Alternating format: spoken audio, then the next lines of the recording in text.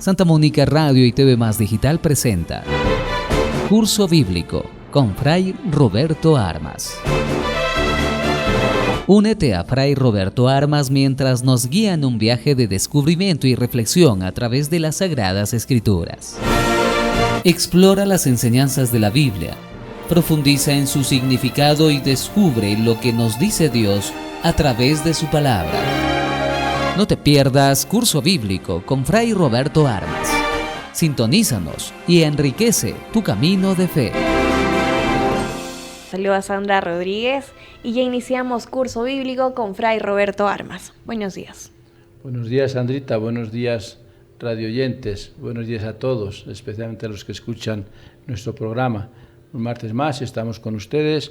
Vamos a ver si podemos terminar la reflexión que estamos haciendo sobre el Antiguo Testamento, ahora con los profetas, para comenzar la semana que viene con el Nuevo Testamento y novedades del Nuevo Testamento, que son interesantes, que lo importante que tenemos que conocer nosotros de la Biblia es el Nuevo Testamento, más que el Antiguo.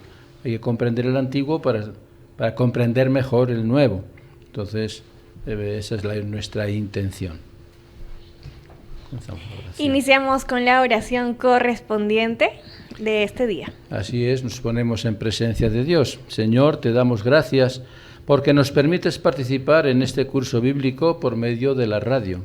Nos reúnes y nos pones frente a tu palabra. Ayúdanos a acercarnos a ella con reverencia y con atención y con humildad. Envíanos tu Espíritu para que podamos acogerla con verdad y con sencillez, para que ella transforme poco a poco nuestra vida. Que tu palabra penetre en nosotros, que nuestro corazón esté abierto como el de María, Madre tuya y Madre nuestra, y como en ella la palabra se hizo carne, que también en nosotros esta palabra tuya se transforme en obras de vida según tu voluntad. Amén. Amén. Bueno, continuamos con los profetas menores. ¿Cuál es la teología del profeta Habacuc? Bien, nos toca hoy Habacuc, que es un nombre un poquito raro, ¿no? Ya veíamos varios profetas, hay nombres raros también, pero bueno, son los nombres de aquella época, ¿no? En la primera parte de este libro, el profeta Habacuc, como portavoz de muchos creyentes en el mundo, le propone al Señor su primer motivo de queja, como una especie de queja, ¿no? Porque Dios permite el triunfo de la iniquidad, del mal, ¿no? En el mundo a veces triunfa el mal por X motivos, ¿no? Y el Señor responde con el anuncio de algo sorprendente que está por realizar. Va a suscitar un pueblo terrible que atacará y castigará a los culpables, a los que han cometido la maldad. Entonces, la respuesta de Dios provoca un segundo cuestionamiento. El profeta se queja porque el Señor, que es santo, permite que los pecadores sean castigados por otros que son más crueles que ellos. Y como respuesta, el Señor le exhorta al profeta a mantener la fidelidad, al pueblo, al profeta y al pueblo, ¿no? A mantener la fidelidad y a esperar un tiempo futuro en el que Él actuará para imponer la justicia. Al final va a haber justicia. A veces parece que esto es injusto como actúa Dios, pero no, Dios permite.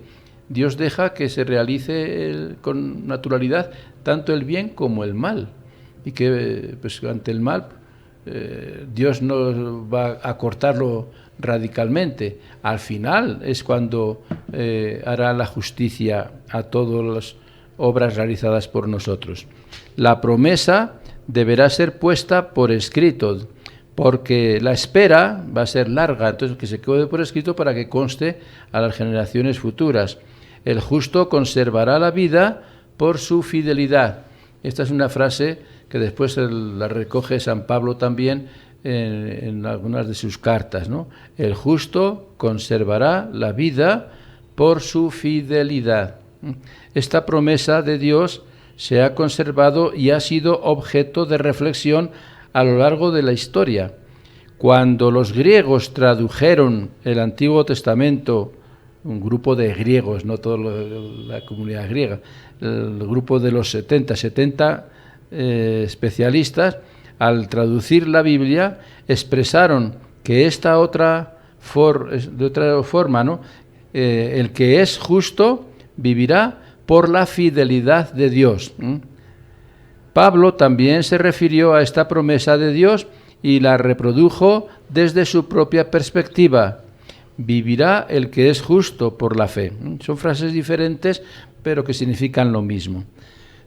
En la segunda parte de este libro de Habacuc, el profeta entona una sátira contra el opresor ambicioso, violento y confiado en los ídolos. Pronuncia sobre él 5 imprecaciones o lamentos semejantes a los que se leen también en el Evangelio de San Lucas en el capítulo 6. Son textos que comienzan con la exclamación ¡ay! ¡Ay de ustedes! ¡Ay del pueblo! ¡Ay, ay! ¿No? Como queja. También la tenemos en el profeta Isaías, como las lamentaciones que se cantaban también en los funerales. ¡Ay, cuando muere un familiar! ¡Ay, ay, ay! Entonces, valiéndose de esta forma literaria, el profeta describe como muertos llevados al sepulcro, pues que ¿a quién? Al tirano invasor, a todos los que como él se consideran felices y triunfadores porque practican la maldad, etcétera. Hay de ellos, ¿no? Hay de ellos. Por eso Habacuc concluye con un canto. Ante toda la maldad reinante, el profeta ansía que llegue el día en el que el Señor implante la justicia. Al final es la esperanza de la justicia, que llegará la justicia, y Dios es justo. Con figuras a veces aterradoras describe la venida de Dios y su triunfo sobre los que oprimen al pueblo justo, su triunfo sobre el mal. Hasta que esto se produzca, el fiel espera o debe esperar pacientemente. Entonces el profeta invoca al pueblo que tenga paciencia, que la justicia llegará.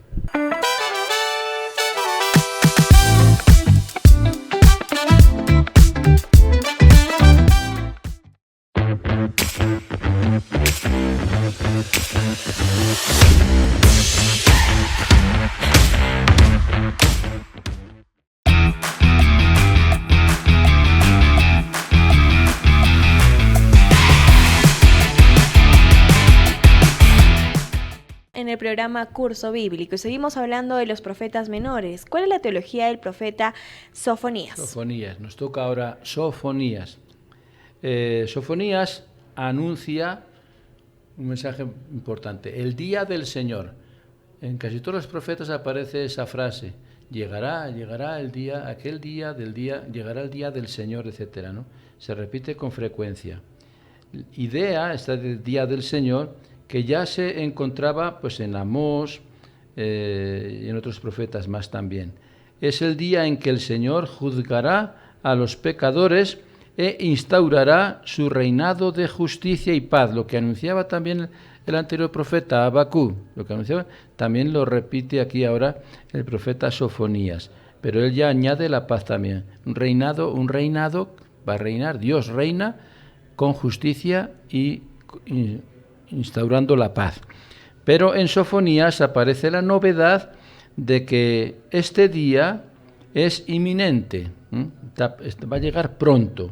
Otros profetas, Habacuc decía que con paciencia, que con calma, pero aquí Sofonías parece que este día que anuncia va a ser pronto, inminente, y sirve de marco para todo el desarrollo de su predicación. El Señor vendrá a juzgar todas las naciones. En primer lugar, se señalan las faltas de Judá, el pueblo de Judá. Se reprocha al pueblo entero que haya olvidado al Señor y que esté rindiendo culto al dios falso Baal y adore incluso a las estrellas. A los gobernantes, por otra parte, también les incrimina porque muestran su sometimiento a los emperadores asirios, vistiéndose incluso según las modas y costumbres de estos pueblos paganos invasores, y se entregan al fraude y a la violencia. Y también se dirige a los incrédulos, a los que no creen, porque viven como si Dios no existiera, como viven mucha gente hoy también, ya por si acaso. Ya hemos dicho siempre que la historia del Antiguo Testamento se repite hoy día de muchas maneras. Pese a las amenazas, antes de la llegada del día del Señor, queda un espacio para el arrepentimiento y la penitencia. Va a llegar el día del Señor, de justicia y paz, pero si están mal, todavía tienen la oportunidad de arrepentirse. El anuncio del juicio concluye con un llamado a la conversión. Sofonías en el capítulo 2 ya está llamando a todo el pueblo a la conversión, al cambio. En particular, son convocados los que constituirán el resto de Israel, los más fieles a la alianza, al que el Señor, a este resto de Israel, lo purificará y al que encargará la misión de llevar la salvación a todas las naciones. Sofonías aporta la gran novedad de que este resto de Israel, tendrá las características de ser un resto pobre y humilde. Los más pobres, los más humildes son los que acogen la palabra, y a eso se les llama resto de Israel, que cumple los mandatos del Señor siempre. El Señor no es solo el Dios de Israel, también es un mensaje que da este profeta Sofonías. No es solo Dios de Israel, es también el juez de toda la tierra, de todo el mundo. Por esta razón, el anuncio del día del Señor se extiende también a otras naciones, hasta incluir, incluso a Siria. Y al finalizar con una nueva amenaza a Jerusalén, porque ella, no obstante haber visto cómo el Señor castiga a las demás naciones, y Jerusalén persiste en su corrupción, que mancha a todos los gobernantes, incluso a algunos profetas y sacerdotes, ¿no?, que se dedican al templo. A pesar del sombrío anuncio del día del Señor, Sofonías concluye su libro con una nota optimista. Se anuncia una futura conversión de todas las naciones, que poco a poco las naciones se van a ir convirtiendo, que serán purificadas para que invoquen al Señor y lo sirvan. Y en medio de Israel quedarán el resto pobre y humilde.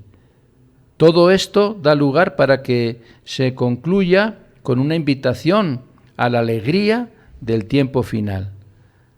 El profeta termina diciendo, con una figura un poco audaz, que en esa alegría participa también el Señor, que danza como en los días de fiesta. El pueblo danza cuando están de fiesta, pues cuando va a solucionarse este problema y el pueblo se va a volver más fiel a él, Dios también se llena de alegría. Lo dice el Evangelio. Hay más alegría en el cielo por un solo pecador que se convierte que por 99 justos. Y esa alegría es la danza que anuncia aquí el profeta Sofonías. Dios también, con el pueblo, danza como en los días de fiesta. Y en un apéndice, el final del libro del profeta, este profeta Sofonías añade otra nota optimista, que el Señor se presenta como un pastor que en el tiempo futuro se ocupará de las ovejas heridas, buscará las perdidas, destruirá a todos los opresores y congregará a todos los que se encuentren en la dispersión. El pueblo de Israel se está dispersando, es como un rebaño que le falta pastor y entonces cada oveja va por un lado. A Israel le faltan buenos pastores, buenos guías, buenos reyes, y entonces el pueblo se dispersa a otros ídolos, a otros dioses, a otras creencias, y se aparta de Dios. La oveja descarriada es la que se aparta de Dios. El buen pastor Jesús es el que la busca para que regrese a Dios. Eso es lo que anuncia también ya anticipadamente este profeta Sofonías, y todo se llevará a cabo más o menos pues con la llegada de Jesús. Seguimos conociendo un poco más de los profetas menores. ¿Cuál es la teología del profeta Ageo? Otro profeta pues es Ageo, ¿no? Es sabido que los profetas tuvieron una actitud muy crítica con respecto al templo y al culto que se celebraba en él, y en algunos de ellos anunciaron también la propia destrucción del templo. Por eso resulta extraño que Ageo demuestre tanta preocupación por su reconstrucción. Lo que aquí el profeta se va a centrar es en insinuar a la gente, invitar a la gente a la reconstrucción del templo. La oposición es solo aparente, porque si bien el profeta se está refiriendo a la reconstrucción inmediata del templo destruido por los babilonios en el destierro, él ve que cuando esta obra esté realizada, no se estará más dentro de los parámetros de la historia actual, sino en un futuro en el que el Señor renovará los cielos y la tierra. Todas las naciones acudirán a Jerusalén, a este templo, para llevar los tesoros, sus ofrendas, y el mismo nuevo templo se llenará de gloria del Señor. Estos serán los tiempos en los que los campos tendrán una producción asombrosa. Anuncia que va a haber más producción. Es un profeta optimista. Dentro de este mismo marco, Ageo saluda a un personaje, a Zorobabel, por ser descendiente de David, como si él fuera el futuro Mesías, ¿no? Ageo anima a las autoridades y al pueblo para que reconstruyan el templo. Ese es el fundamento de este profeta, que está en ruinas, pero tiene su mirada puesta en el más allá, en la escatología, como el profeta también Ezequiel, que anuncia que el reino futuro que ha preparado Dios también hará un templo lleno de la gloria de Dios. Y en este templo estará presente el Mesías, descendiente de David. Y por eso que a Jesús, cuando anuncia a Jesús su muerte, anuncia que ese templo se destruirá y en 3 días lo levantaré. Será crucificado Jesús, morirá y a los 3 días resucitará. El templo es la imagen de Jesús, del Mesías. Los templos que se construyen en este mundo son figuras que representan la fidelidad que el Señor tiene reservada para la humanidad y deberá revelarse en el futuro. Ageo muestra la continuidad que existe entre el templo de Dios de este mundo y aquel templo celestial que nadie puede imaginar, la Jerusalén celeste, el templo celeste. Esa fidelidad futura se prepara desde el presente. Existe además también, en el Evangelio según San Juan, esto que estamos anunciando, se dice que el nuevo templo, el lugar de encuentro con Dios, con los seres y Dios con los seres humanos, es el cuerpo de Jesucristo, el cuerpo de Cristo resucitado. Y la carta a los Efesios, por su parte, explica que los cristianos unidos al Señor resucitado son como piedras vivientes que construyen el templo, que van formando el templo santo del Señor, santo templo de Dios. Somos templos de Dios, somos piedras vivas, con cada uno de nosotros vamos construyendo ese templo de Dios que es Jesucristo resucitado.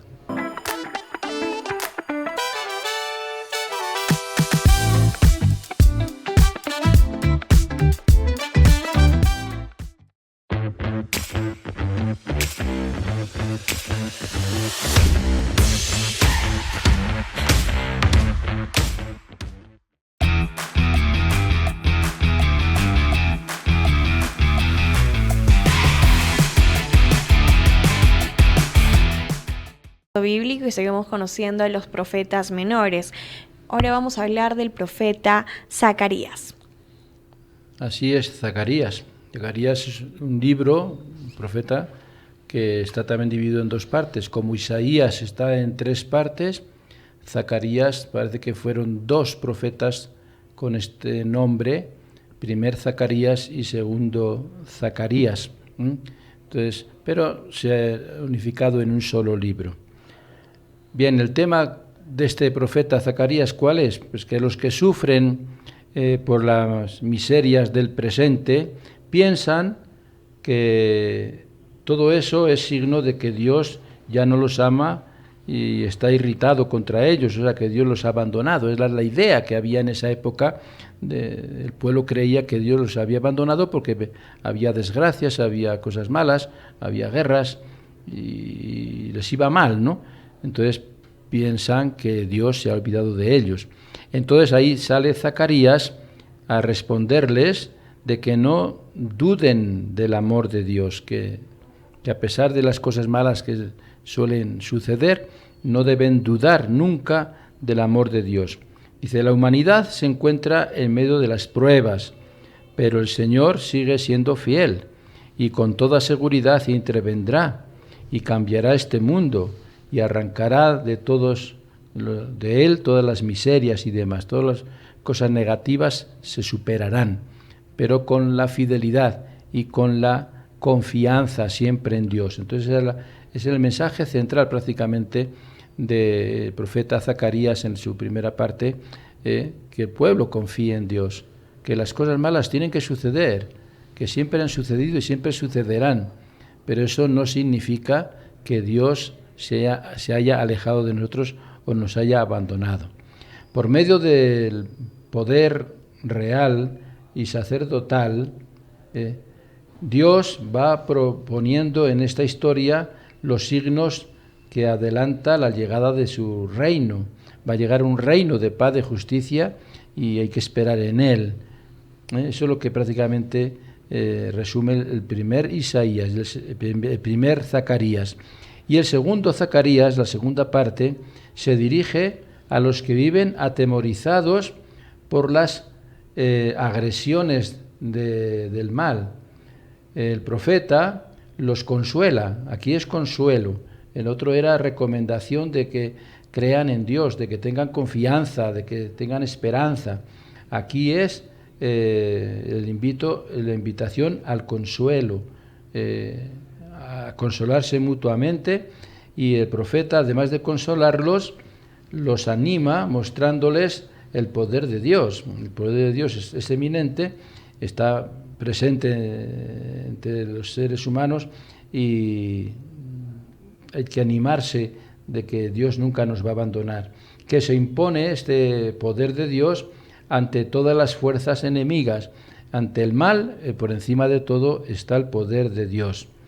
Toda la historia humana, dejando atrás los dolores y las miserias, se dirige hacia aquel día único en el que el único Señor reinará sobre toda la tierra.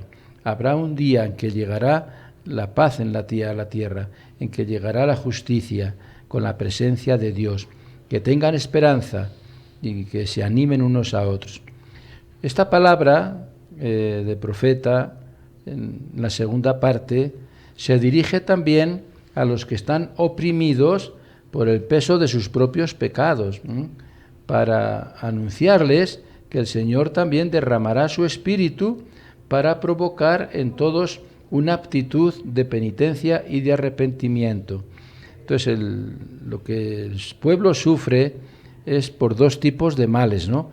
El mal físico, el mal normal que todos vemos, enfermedades y guerras y violencia y demás, pero también hay el mal espiritual, el mal que lo provocan nuestros propios pecados y que también nos deja desorientados y alejados de Dios. Entonces también el profeta Zacarías invita a la esperanza de que eso se puede superar con esa actitud de penitencia y arrepentimiento que todos deben tener. Y de esa manera va a abrir una fuente para lavar el pecado y la impureza. Dios va a dar esa oportunidad para que todo pecado sea borrado y sea purificado. En la lectura cristiana de estos textos, aún a pesar de su oscuridad, estos acontecimientos se producirán cuando todos dirijan su mirada hacia aquel a quien traspasaron. Ya lo anuncia el profeta Zacarías, aquel a quien traspasaron en la cruz. Eso lo recuerda ahí un evangelista, de que se acordaron los que estaban viendo la crucifixión del Señor, recordaron este texto que está en el capítulo 12, versículo 10 de Zacarías. Miraron a que traspasaron, y que ahí está la esperanza de que a que traspasaron, ¿por qué? Para el perdón de los pecados, para el perdón de todos los que se han apartado de Dios. Los evangelios de la pasión de Jesús evocan varios pasajes de este segundo Zacarías. La entrada del Mesías en Jerusalén montado sobre un burrico también está en Zacarías capítulo 9, y lo recuerda el Evangelio de San Mateo, el Evangelio de San Juan. Ya anuncia Zacarías que este Mesías, el que viene a salvarnos, va a entrar humilde, montado en un borrico, hacia la ciudad de Jerusalén. También la traición de Judas, que vende al pastor por 30 monedas. Eso lo tenemos también en el capítulo 11 de Zacarías. Y lo recuerda el Evangelio de San Mateo en el capítulo 27. También el anuncio del misterioso traspasado que hemos dicho antes, ¿no? En Zacarías 12 miraron al que traspasaron, y lo tenemos también en el Evangelio de San Juan capítulo 19. O sea, son textos escritos por el profeta Zacarías, segundo Zacarías, que se cumplen después en Jesús en distintos momentos. También en el Apocalipsis han quedado plasmadas varias imágenes de este libro profético de Zacarías, ¿no? Como es la imagen de los caballos que representan emisarios divinos en Zacarías 1, Zacarías 6, que lo recuerda el capítulo 6 del Apocalipsis y también el capítulo 19. También la imagen de la de medir la ciudad en Zacarías capítulo 2 lo recuerda Apocalipsis el capítulo 11. Y también la imagen de los candelabros o de los 2 olivos que menciona Zacarías en el capítulo 4, y que el libro del Apocalipsis lo repite en el capítulo 11. Bien, son frases escritas por un profeta antes de la llegada de Jesucristo, bastantes años antes de la llegada de Jesucristo, pero que después en Jesucristo se cumplen. Y los libros que escriben sobre Jesucristo los van a recordar al profeta Zacarías. Pues es un profeta que casi une de alguna manera los dos testamentos, Antiguo Testamento, imágenes del Antiguo Testamento que se cumplen con imágenes de Jesús en el Nuevo Testamento. Y ya para finalizar un poco más de los profetas, vamos a hablar cuál es la teología del profeta Malaquías. Bien, pues es el último profeta. Hemos llegado poco a poco hasta el último profeta, Malaquías.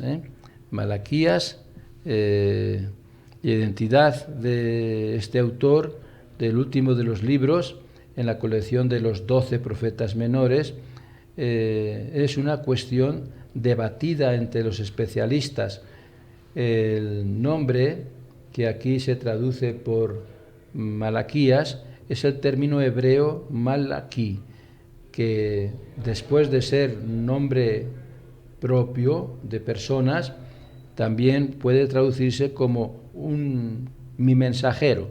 Malaquías significa el mensajero o mi mensajero, el mensajero de Dios. En esta obra se descubren relaciones con la segunda parte del libro de Zacarías. Malaquías y Zacarías hay varias similitudes. Por ejemplo, la expresión oráculo, palabra del Señor, se encuentra en Malaquías y también en Zacarías. Dada esta y otras coincidencias, algunos autores proponen que el llamado segundo Zacarías se debería separar del libro de Zacarías y constituir la primera parte del libro de Malaquías. ¿Cómo se llegó a dividir esta obra para darle la forma que tiene actualmente? Es objeto, pues, a veces de discusión, ¿no? Y todo lo que se afirma queda en el terreno de lo hipotético. Bien, pues en tiempos de Malaquías, Judá, el pueblo de Judá, pasa por momentos muy difíciles. Más adelante se hablará de sequía, de plagas, de langostas, etcétera. Eso en Malaquías 3. El pueblo dice que Dios no lo ama y se ha olvidado de las antiguas promesas, ¿no? Que Dios se ha olvidado del pueblo. Dios es casi igual lo que hemos dicho antes también con Zacarías. Por eso dice que Zacarías con Malaquías deberían unirse. La segunda parte de Zacarías y Malaquías debería ser un solo profeta, un solo libro, porque hay coincidencias. Dios le asegura, de todas maneras, por medio del profeta, a pesar de todo, siempre ama al pueblo, y siempre prevalece el amor de Dios y la fidelidad de Dios, y no ha renunciado a lo que antes le prometió. Eso lo dice en Malaquías capítulo 1, casi los primeros versículos, recordando los textos del Deuteronomio. Deuteronomio pues habla de que Dios siempre amará a su pueblo y siempre estará con él. En el capítulo 4, el capítulo 7, el capítulo 10, el capítulo 33, varios sitios, ¿no?, del libro de Deuteronomio, repite que Dios va a ser fiel y que Dios siempre va a amar a su pueblo. Y entonces el profeta Malaquías se lo recuerda, le recuerda al pueblo que ya en tiempos de Moisés Dios había prometido su fidelidad y su amor y que tengan esperanza que llegará pues en su momento.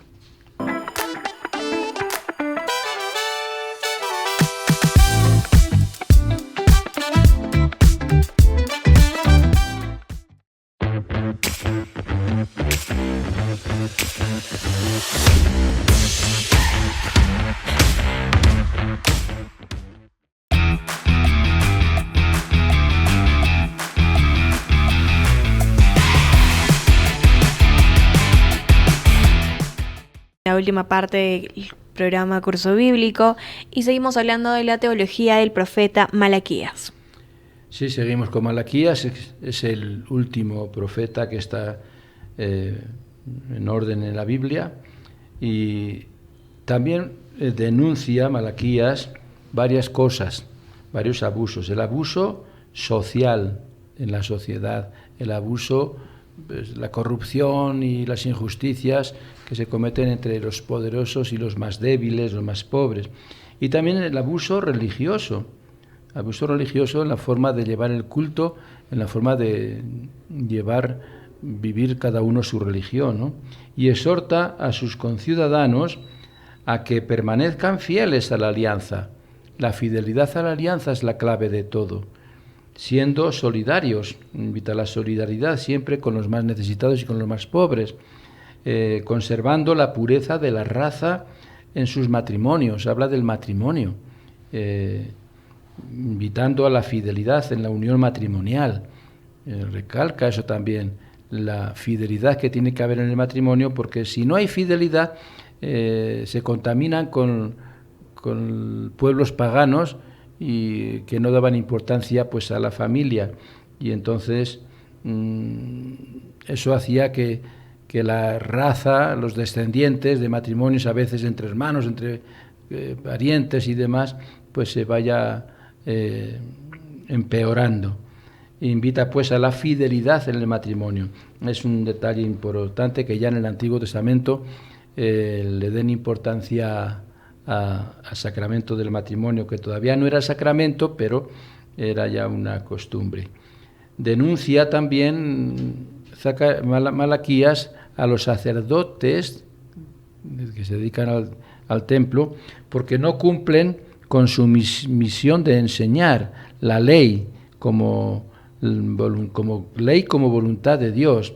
enseñan la ley, pero como obligaciones hay que cumplir, que si no caes en el pecado y tienes consecuencias negativas. No presentaban a la ley como voluntad de Dios, ¿no? La ley, los mandamientos, etcétera, todas las normas que hay, que dio Moisés, es la voluntad de Dios. La voluntad de Dios se refleja en esas leyes, en esos mandamientos, y así tenían que enseñarlo los sacerdotes y no lo hacían. Entonces, Malaquías denuncia a estos sacerdotes, confronta el descuido del culto por parte de los oficiales del templo. No solamente los sacerdotes, sino había más oficiales, más personas dedicadas a recibir las ofrendas, a presentar las ofrendas, el culto y cómo llevar el culto y demás. Entonces, las ofrendas que presentaban no iban acompañadas de una buena disposición adecuada por parte de los oferentes. O sea, hacían ofrendas, pero después su vida iba totalmente contraria a la voluntad de Dios. Y a la vez, pues, anuncia profeta desde este ámbito la glorificación del nombre del Señor en todo lugar mediante una oblación, una ofrenda pura. Que el culto y las ofrendas y los sacrificios que se ofrecen en el templo tienen que ser puros, limpios, coherentes, que lo que se ofrecen cosas a Dios porque el que lo ofrece cree en Dios y confía en Dios, y en agradecimientos es que hace esas ofrendas y demás, pero que sean puros, que sean leales, que no sean ficticios, que no sean caigan en la hipocresía. Cuando Dios los llama a la conversión, ellos hablan como si no tuvieran nada de qué convertirse. O sea, el profeta les invita a la conversión y ellos, ciegos en su pecado, ciegos en su infidelidad y en su hipocresía, dicen, ¿de qué vamos a arrepentirnos si estamos haciendo las cosas bien, ¿no? Entonces no reconocen sus errores. Y eso, el peor pecado es ese, no reconocer que somos pecadores. Por eso el Señor les reprocha que no cumplan correctamente, por ejemplo, el pago de los diezmos o de las ofrendas que deben llevar al templo por ley, para su sostenimiento y ayuda a los necesitados, ¿no? Pues esas ofrendas que se hacían al templo muchas veces eran para sostener a los más necesitados y a los más pobres. Esa era la finalidad principal. Y entonces, al no cumplir ellos bien con esas ofrendas, pues los pobres seguían siendo pobres y no se cumplía pues con lo que Dios quería, que es la solidaridad. Si ellos no cometieran estos fraudes, el Señor los libraría de los males que los afligen. Les daría la lluvia, les alejaría la langosta de sus campos, etc. O sea, el profeta Malaquías les dice claramente que si se convierten, que si hacen las cosas bien hechas, que si sus ofrendas son puras, son limpias y sanas, que Dios también se va a preocupar por ellos y también les va a recompensar. Finalmente, hay algunos que consideran inútil servir al Señor, dice en tiempo de Malaquías. Algunos dicen, ¿para qué servir al Señor si después todo nos va mal? Porque ven que a los malvados les va bien, a los que no confían en Dios, a los que no siguen a Dios, a los que viven a su antojo, parece que les va bien, y a los que se esfuerzan por cumplir la ley, como que les va un poquito peor. A estos les responde el profeta que ese bienestar es aparente, porque llegará el día del Señor en que hará justicia, en el que serán castigados los malvados, los que practican el mal, y se dará el premio a los que hayan permanecido fieles. O sea, la recompensa al bien o al mal no está en este mundo, está en el más allá, está en la otra vida, y ahí sí Dios va a ser justo. Las polémicas del Señor con su pueblo y con los sacerdotes siguen siendo actuales porque son palabras y formas de proceder que siempre se repiten, ¿no? La historia se repite continuamente y caen en la monotonía y no hay un verdadero arrepentimiento y demás, ¿no? Dos textos breves en forma de apéndice, el final del libro, aparecen como conclusión de este libro de Malaquías. En el primero traen a la memoria de los lectores las exigencias de la ley de Moisés.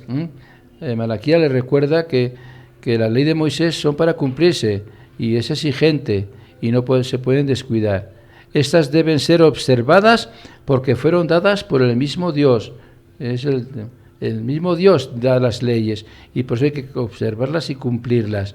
Eso es en primer lugar. Y un tema que ya estuvo presente en las polémicas de los capítulos precedentes, ¿no? Bien, el segundo tema, el segundo texto importante del final de este libro, se anuncia el envío del profeta Elías para que prepare el día del Señor y reconcilie a los mayores con los jóvenes, etcétera. Esto también lo repite Jesús también, que Juan Bautista es Elías que tenía que venir. Entonces, Elías ya había fallecido, había sido arrebatado en un carro de fuego al cielo, por lo tanto no se narra en el Antiguo Testamento la muerte de Elías. Entonces, y muchos pensaban que Elías, como no murió y fue llevado al cielo, que igual volvería todavía también a seguir viviendo en la tierra y vendría pues también ¿cuál fue la labor de Elías? Principalmente defender a un solo Dios, Dios único. Habló contra los ídolos, contra los dioses falsos y invitaba pues a la fidelidad a un solo Dios.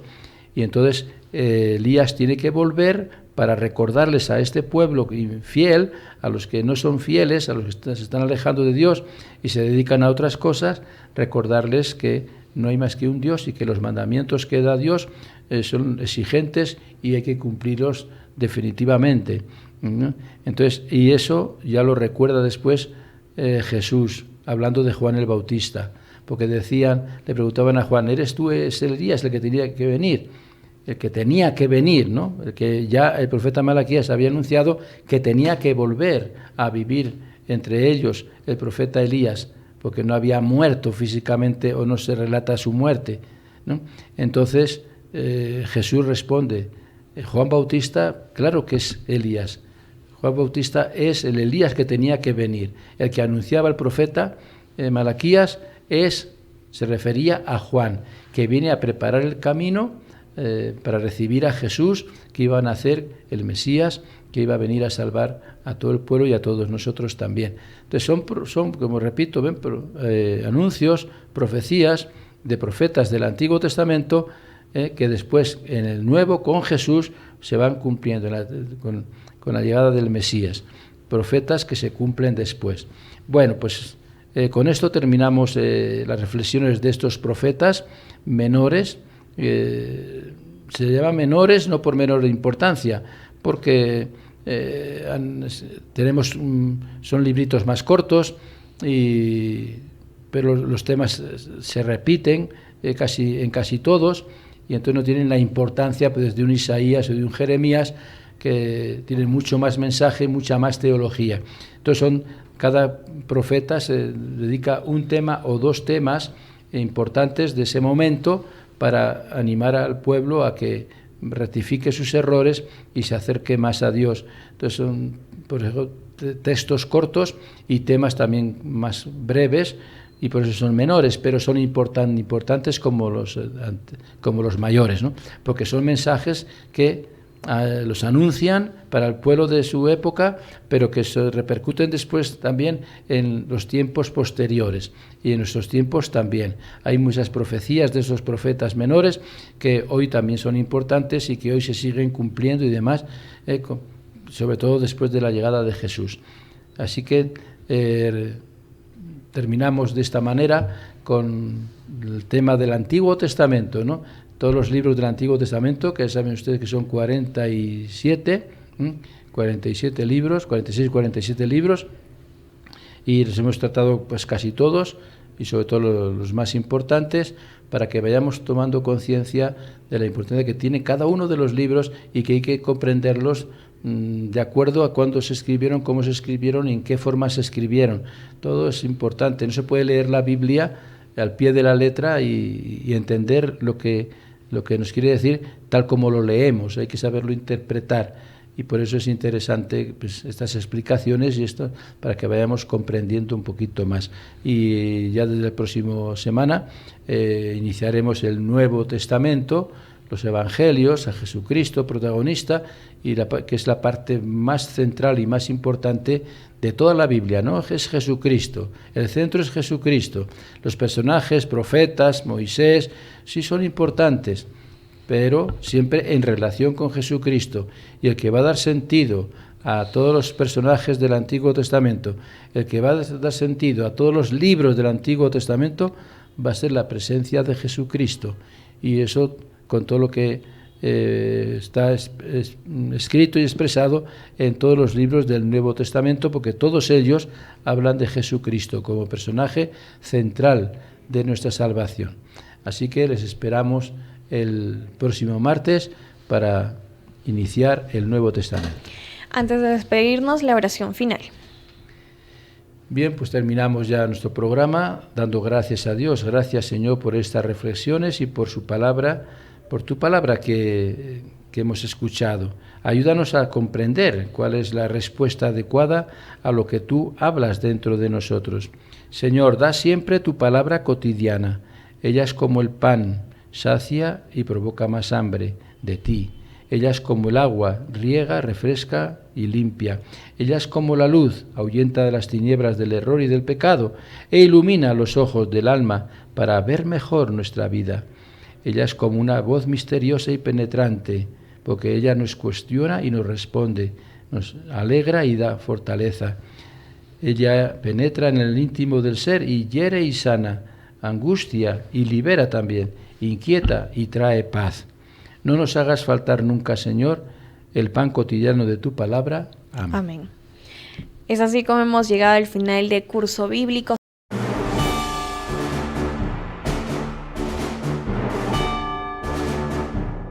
Santa Mónica Radio y TV Más Digital presenta Curso Bíblico con Fray Roberto Armas.